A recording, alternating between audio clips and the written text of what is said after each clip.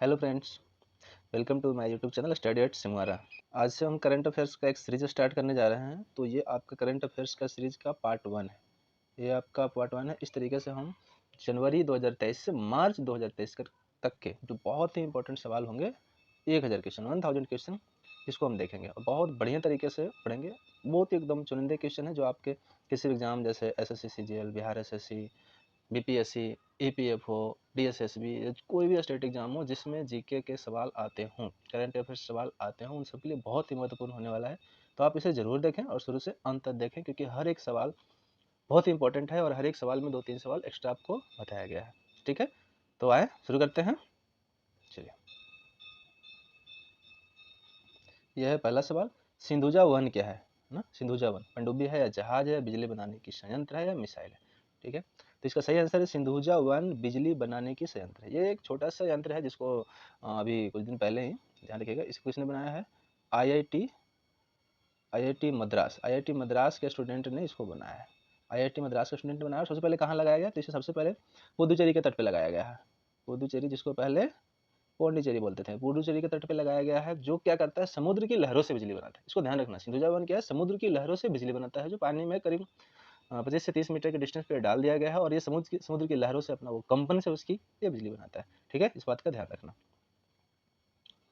दूसरा सवाल, Billie Jean King cup का संबंध किस खेल से है? बिली जीन किंग का संबंध किस खेल से है? ठीक है, तो देखिए, इस आप ध्यान रखिएगा, ये बिली जीन किंग, पहले ऑप्शन आंसर बता दूं आपको। बिली जीन किंग का संबंध टेनिस से है और इसी के जैसा एक और बहुत ही पॉपुलर खेल है जिसको हम डेविस कप कहा जाता है, कहते हैं। ध्यान रखिएगा आप, जिसको क्या कहा जाता है? Davis cup. अभी कुछ दिन पहले जो हुआ था, ये दोनों मैच हुए थे। तो आप ऐसे याद रखिए कि बिली जीन किंग कप और डेविस कप दोनों को जो उप विजेता है, उप विजेता ऑस्ट्रेलिया है। उप विजेता की बात अगर आए कि दोनों में उप विजेता कौन सा रहा? ऑस्ट्रेलिया रहा। ठीक है, और अगर बात करें डेविस कप, डेविस कप को किसने जीता है ना? तो डेविस कप का विजेता है आपका कनाडा। डेविस कप विजेता क्या हो जाएगा? कनाडा। और बिली जीन किंग कप का विजेता कौन है? स्विट्जरलैंड। ध्यान देखिए, 4 क्वेश्चन बन रहे हैं। पहला, बिली जीन किंग कप का संबंध टेनिस है। बिली जीन किंग कप को किसने जीता? स्विट्जरलैंड ने जीता। ठीक है, अगला Davis cup, Billie Jean King cup का उपविजेता कौन है? ऑस्ट्रेलिया। दोनों का उपविजेता ऑस्ट्रेलिया है। ठीक है, और डेविस कप की बात आता है तो डेविस कप का विजेता कनाडा है। डेविस कप को किसने जीता? कनाडा ने। और बिली जीन किंग कप को किसने जीता? स्विट्जरलैंड ने जीता। ये दो बात आप ध्यान रखिए, दोनों का विजेता उप विजेता ऑस्ट्रेलिया।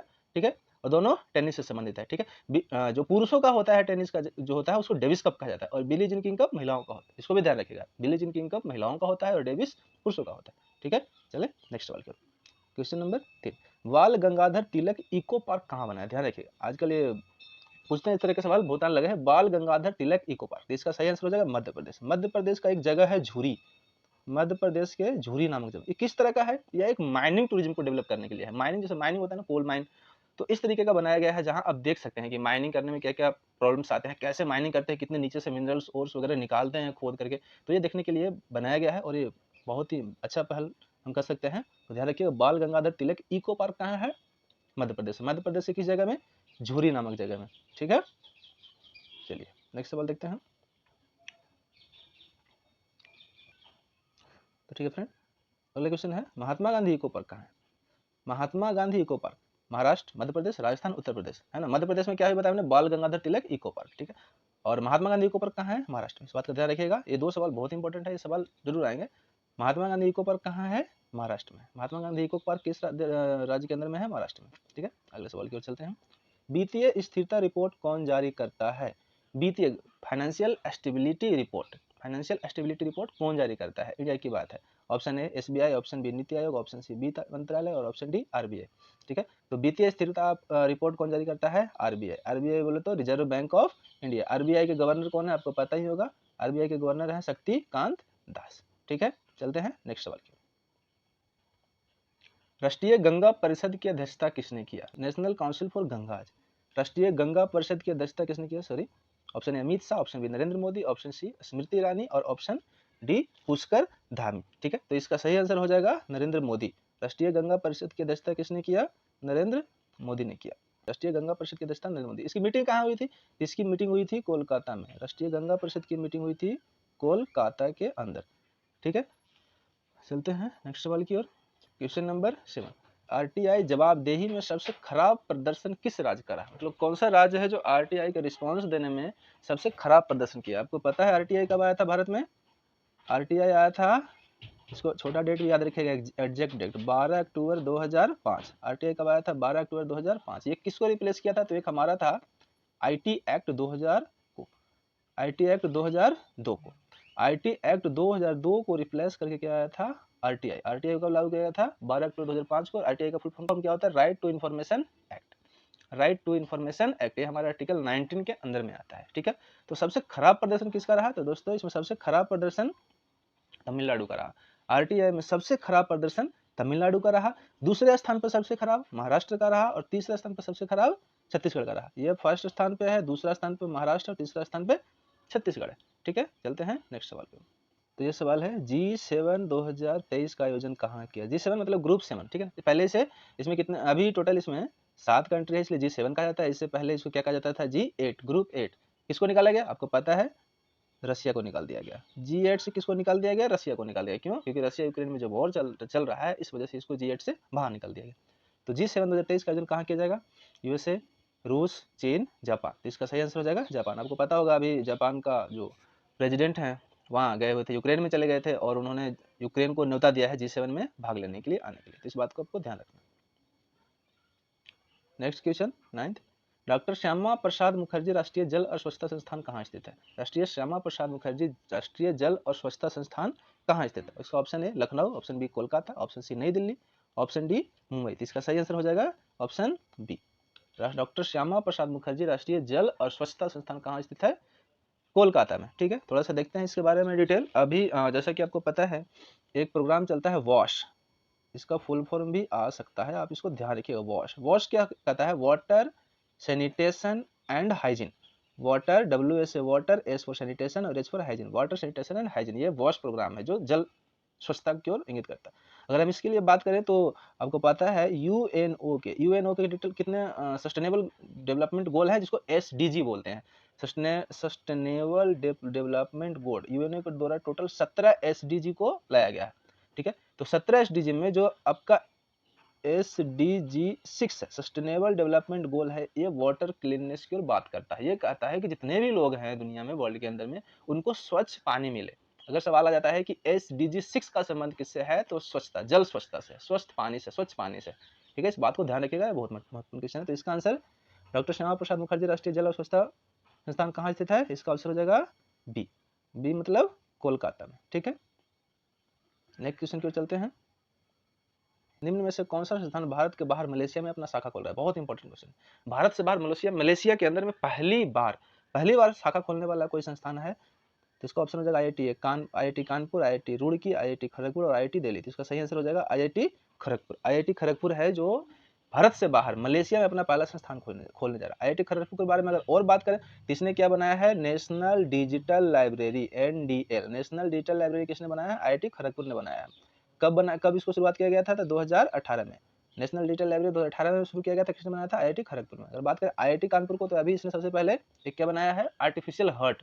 अगर सवाल में आता है कि आर्टिफिशियल हार्ट मतलब कृत्रिम दिल किसने बनाया है? IIT कानपुर ने बनाया है। रुड़की की बात करते हैं, यहाँ पर नेशनल बिल्डिंग रिसर्च सेंटर है IIT रुड़की में, ठीक है। तो इनकी बात इस तरीके से आप ध्यान में रख सकते हैं। नेक्स्ट क्वेश्चन, हाँ जी, तो बात करते हैं जम्मू कश्मीर के द्वारा शुरू किया गया फैमिली पहचान पत्र में कितने अंक होते हैं? जम्मू कश्मीर ने अपना एक यूनिक नंबर शुरू किया है, फैमिली पहचान पत्र, ठीक है। फैमिली पहचान पत्र कितने अंकों का होता है? ऑप्शन ए 10, 8, 12, 7। इसका सही आंसर हो जाएगा 8। जम्मू कश्मीर में सबसे पहले क्वेश्चन बनता है कि फैमिली पहचान पत्र की शुरुआत किसने किया? तो जम्मू कश्मीर ने किया। कितने अंकों का है? वो जो फैमिली पहचान पत्र जो यूनिक नंबर दिया जाता है वो 8 अंकों का है। ये अंक कैसे होंगे? तो ये अंक होंगे अल्फा न्यूमेरिक। आप समझते हैं ना अल्फा न्यूमेरिक? जैसे मैं आपको बता दूं अल्फा न्यूमेरिक किसे कहेंगे। जैसे अपना पैन कार्ड होता है ना? पैन कार्ड का नंबर कैसे होता है? DBH कुछ भी है ना, 962 के ऐसे करके होता है ना। तो ये हो गया अल्फाबेट और ये हो गया नंबर, इसलिए इसको बोलते हैं अल्फा न्यूमेरिक। तो जो फैमिली पहचान पत्र है इसके भी डिजिट कैसे होते हैं? 8 अंकों का, जो अल्फा न्यूमेरिक होते हैं, ठीक है। तो ये 8 अंकों का होता है। आप कुछ चीजें ध्यान रखिएगा, जैसे पैन कार्ड में कितने अंक होते हैं? टोटल 10 होते हैं। आधार कार्ड में कितने अंक होते हैं? 12 होते हैं। उसी तरीके से एक आभा नंबर होता है, तो आभा नंबर कितने अंकों का होता है? 14 अंकों का। इस बात का ध्यान रखिएगा। तो हमने क्या क्या बताया आपको? पहला जम्मू कश्मीर के द्वारा फैमिली फैमिली पहचान पत्र शुरू किया गया हो, 8 अंकों का होता है, अल्फा न्यूमेरिक होता है। पैन कार्ड 10 अंकों का होता है, वो भी अल्फा न्यूमेरिक होता है। आधार कार्ड प्योर न्यूमेरिक होता है, 12 अंकों का होता है, और आधार नंबर 14 अंकों का है। तो इस बात को आप ध्यान रखिएगा। चलते हैं नेक्स्ट सवाल की ओर। क्वेश्चन नंबर 12, कलसा बंदूरी पेयजल परियोजना किस राज्य का? कलसा बंदूरी पेयजल परियोजना, ये बहुत ही इंपॉर्टेंट क्वेश्चन है। इसमें क्या किया जाएगा, इसमें एक्चुअली मंडोवी नदी का जो पानी है ना, उसको मालप्रभा नदी में डाला जाएगा, और मालप्रभा नदी से में डालने से मालप्रभा नदी के आसपास जो भी उस नदी से जिन जिलों से करीब 4 जिले हैं कर्नाटक में जो उससे लाभान्वित हो गए, तो 4 जिला को पानी दिया जाएगा। पेयजल आधारित एक पेयजल परियोजना है, मतलब इसकी पानी को प्यूरिफाई करके लोगों को पीने के लिए दिया जाएगा। ठीक है, तो कलसा बंदूरी परियोजना किस राज्य का है? पेयजल परियोजना कर्नाटक का है, और इसमें क्या किया जाएगा, मंडोवी नदी का पानी निकाल करके मालप्रभा नदी में डाला जाएगा। ठीक है, इस बात का ध्यान रखना है। चलते हैं नेक्स्ट क्वेश्चन की ओर। क्वेश्चन नंबर 13, केंद्रीय जासूस प्रशिक्षण संस्थान कहाँ बनेगा? बहुत इंपॉर्टेंट सवाल है, सीधा इसका आंसर कर देना है। केंद्रीय जासूस प्रशिक्षण संस्थान स्पाई इंस्टीट्यूट कहाँ बनेगा? कर्नाटक में। केंद्रीय जासूस प्रशिक्षण संस्थान कहाँ बनेगा? कर्नाटक में। ठीक है, इस बात को ध्यान रखना है। चलिए नेक्स्ट क्वेश्चन, यूरो जोन का 20वां सदस्य कौन बना है? देखिए ये बहुत ही ध्यान से समझने वाली चीज है। यूरो जोन, एक यूरो जोन होता है, एक ईयू होता है, जिसको आप बोलते हैं यूरोपियन यूनियन, है ना। यूरो जोन और ईयू, है ना। अब देखिए यूरोपियन यूनियन में आपको पता है कितने सदस्य हैं? है नहीं, थे टोटल 27 कंट्री थे। अभी एक कंट्री इसमें शामिल हो गया था। अभी कितने कंट्री हो गए हैं? 28। यूरोपियन यूनियन में 28 कंट्री शामिल हो गए हैं। ठीक है, अब देखिए आपको पता है यूरोपियन यूनियन के बहुत सारे कंट्री हैं जो अपनी एक उनकी खुद की करेंसी है, उस करेंसी को क्या बोला जाता है? यूरो। उनकी मुद्रा क्या है? यूरो। तो ये कोई जरूरी नहीं है कि जो यूरोपियन यूनियन का सदस्य है वो यूरो को माने, यूरो को फॉलो करे, यूरो को अपनाए, ये नहीं कर सकते। इस बात की कोई गारंटी नहीं है। अब वो सब मानने के लिए बाध्य भी नहीं होते हैं कि इसी करेंसी को उसको चलाना है। ठीक है ना। तो टोटल कितने? 28 है, लेकिन 28 में से अभी तक 19 ऐसे कंट्री थे जो यूरो को अपनाए हुए थे, यूरो को चला रहे थे, उनके प्रचलन में था। अभी 20वां सदस्य बना है। 20वां सदस्य कौन बना है? क्रोएशिया। तो यूरो जोन का 20वां सदस्य कौन सा बन गया? क्रोएशिया। ठीक है, 2-3 सवाल इसमें से निकल गए। यूरोपियन यूनियन में टोटल सदस्य 27 थे, अभी 28वां सदस्य कौन? 28वां सदस्य क्रोएशिया ही बना है, और सदस्य बनने के साथ उसने यूरो मुद्रा को मान लिया, यूरो मुद्रा को अपना लिया, तो यूरो जोन का 20वां सदस्य बन गया। ठीक है, इस बात को ध्यान रखिएगा। चलते हैं नेक्स्ट क्वेश्चन की ओर। देखिए 108वीं भारतीय विज्ञान कांग्रेस, 108वीं भारतीय विज्ञान कांग्रेस 2023 का आयोजन कहाँ किया जाएगा? ये बहुत ही इंपॉर्टेंट क्वेश्चन है। ठीक है, ये संस्करण भी याद रखना जरूरी होता है, आजकल संस्करण पूछ देते हैं ज्यादातर। ठीक है, तो कौन सा है? 108वीं है भारतीय विज्ञान कांग्रेस, है ना, नेशनल साइंस कांग्रेस 2023 का आयोजन कहाँ किया गया? तो इसका आयोजन किया गया नागपुर में। 108वीं भारतीय विज्ञान कांग्रेस का आयोजन कहाँ किया गया? नागपुर में, है ना। नागपुर आपको पता है, नागपुर किनकी कॉन्स्टिट्यूंसी है? आपका Nitin Gadkari. National highway authority of India, सड़क परिवहन मंत्रालय के मंत्री कौन है? नितिन गडकरी। और नितिन गडकरी की जो संसदीय क्षेत्र है वो नागपुर है। ये आता है कि नितिन गडकरी कहाँ से चुनाव जीत के आते हैं? नागपुर से। आपको 2-4 लोगों को याद रखिए, जैसे नितिन गडकरी नागपुर से, नरेंद्र मोदी बनारस से, राजनाथ सिंह लखनऊ से, है ना, स्मृति ईरानी को पता ही है वो अमेठी से। ठीक है, तो कुछ का आपको याद रखना है, ध्यान में रखिए, कभी आ जाए क्या पता एग्जामिनर दे दे कैसा सवाल दे दे।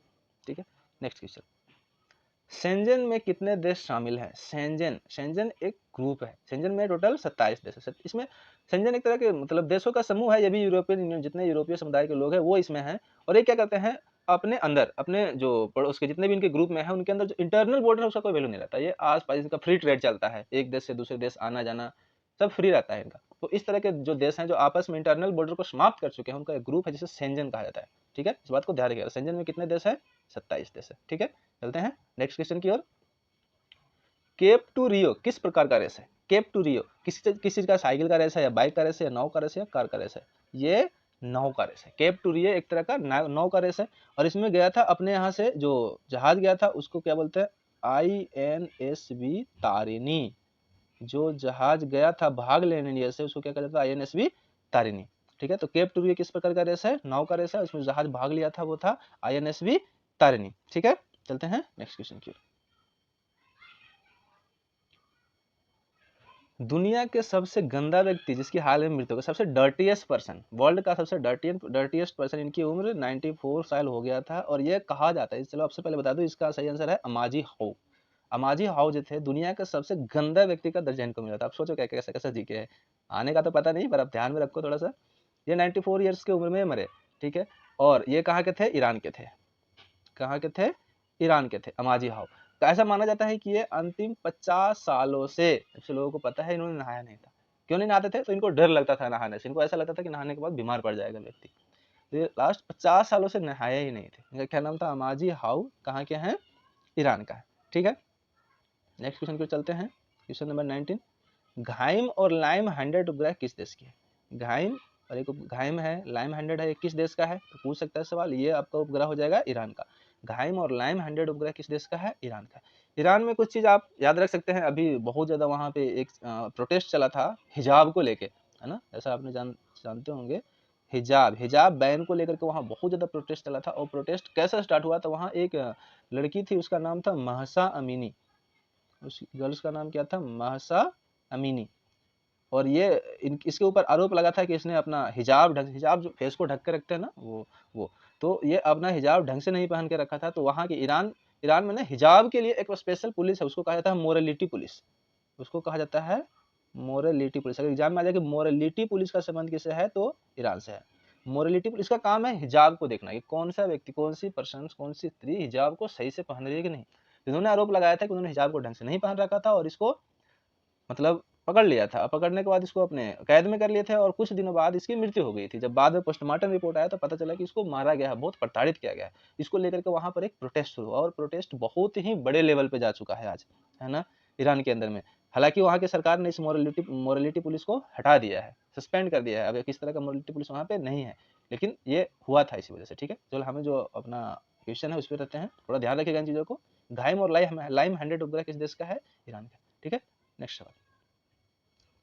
छीर लो पड़ाका किस देश की किस राज्य की डेयरी है जिसे भारत का नंबर 1 डेयरी का गोपाल रत्न पुरस्कार मिला है? देखिए यहाँ पे क्वेश्चन पहला, छीर लो पड़ाका जो डेयरी है वो किस राज्य की है जिसे भारत का नंबर 1, क्वेश्चन आया था कि भारत का नंबर 1 डेयरी कौन है? छीर लो पड़ाका। उस डेयरी का नाम है छीर लो पड़ाका जो भारत का नंबर 1 है।